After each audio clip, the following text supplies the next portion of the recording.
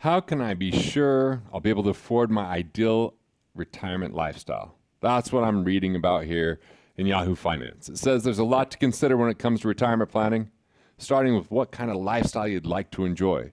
For some retirees, it involves travel.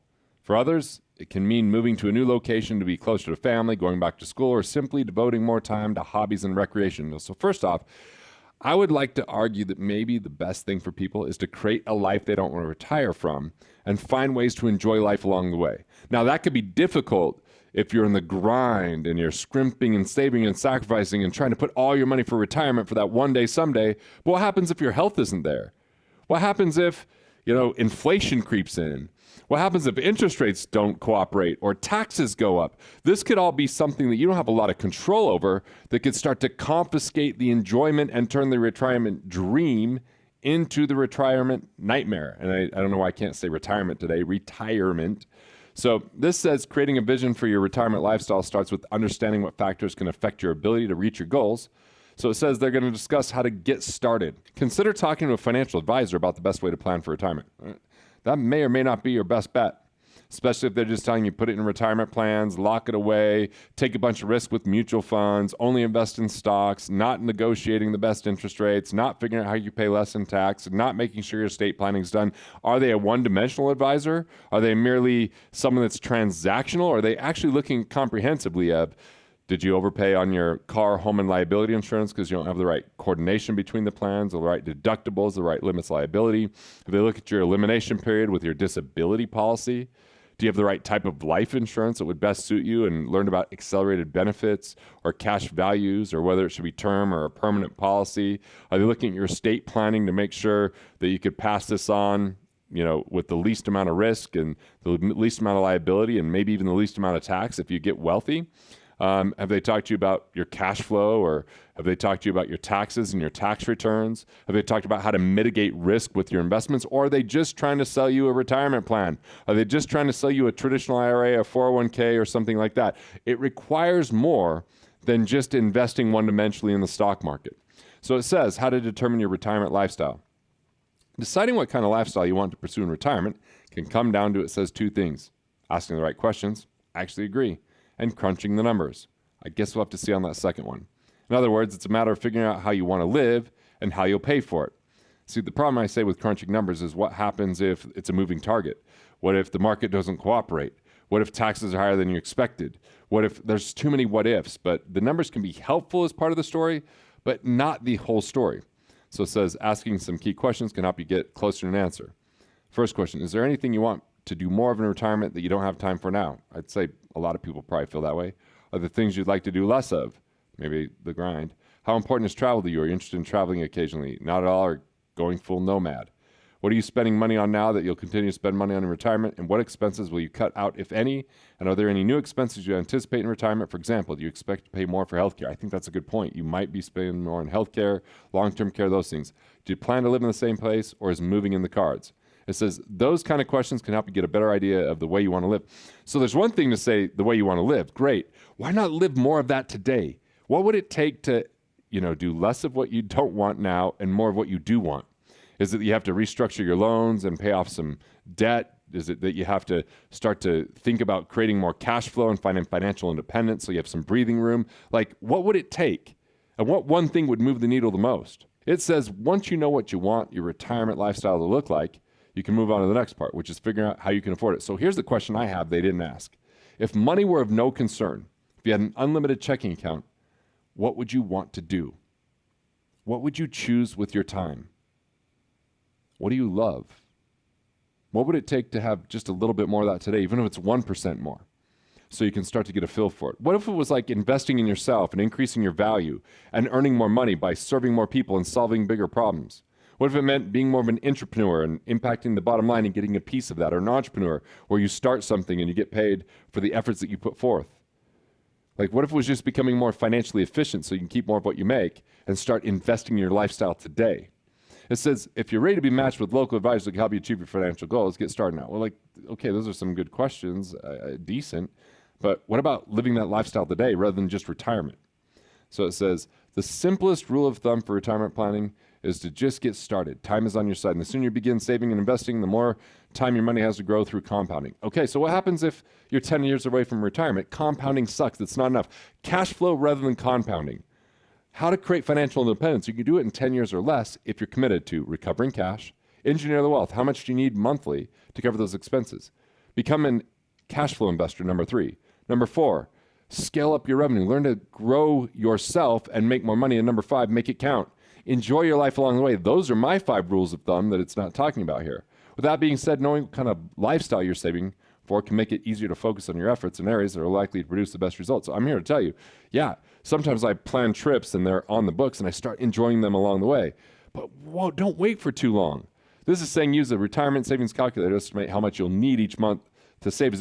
I don't agree, because how much do we think we need now? But if inflation cuts the value of the money 10 years down the road in half, do we really know? What if we have a propensity to consume? That's being a luxury once enjoyed becomes a necessity. So what happens if you just have finer taste? I don't know anyone is qualified to say what they're going to need in the future with the ever-changing world of technology and AI. And like when I look at how my parents lived 40 years ago versus how I live today, how their parents lived 70 years ago versus how we live today, it is a moving target. You just have to maximize and get the best you can with the dollars you have instead of trying to create these false targets. And start thinking about your lifestyle along the way. But it's about efficiency and effectiveness, not just cutting back and budgeting. It says from there, you can follow some tried and true rules for retirement planning. Let's see what they say they are. Contributing enough to your 401k to get the full employer match and maxing out annual contributions if possible. Well, what if you're 4 years away from retirement? Above the match, does that even help you? How much is that going to grow? It says, number 2, supplementing your workplace plan with a traditional or Roth IRA. What if you don't have time to compound? And what if that actually takes away from your lifestyle today?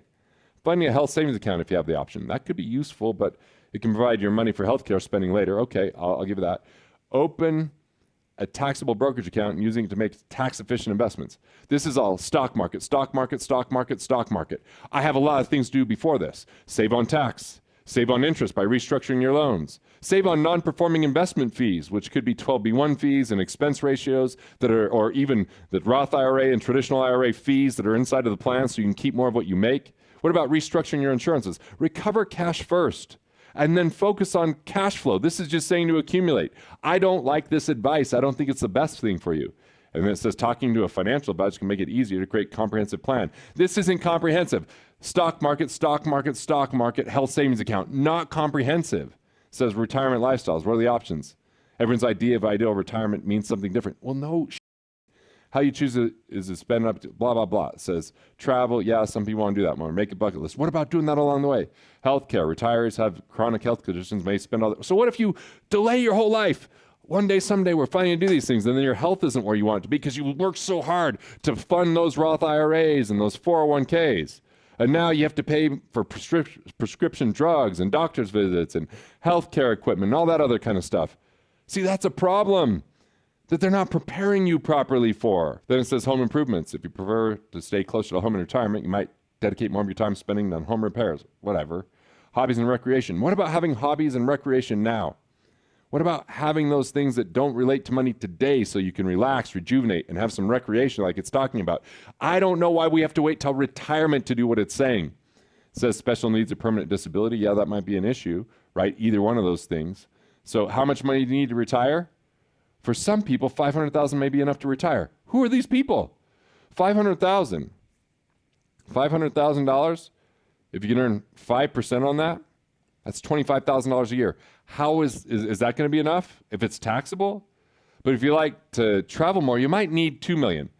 Well, how do we know we're going to not run out of money in $2 million? Because what if someone's in the stock market and the market goes down and you take money out in the year it's down, it starts to compound that effect, because if there's compounding interest, there's also compounding deceleration and disinvesting.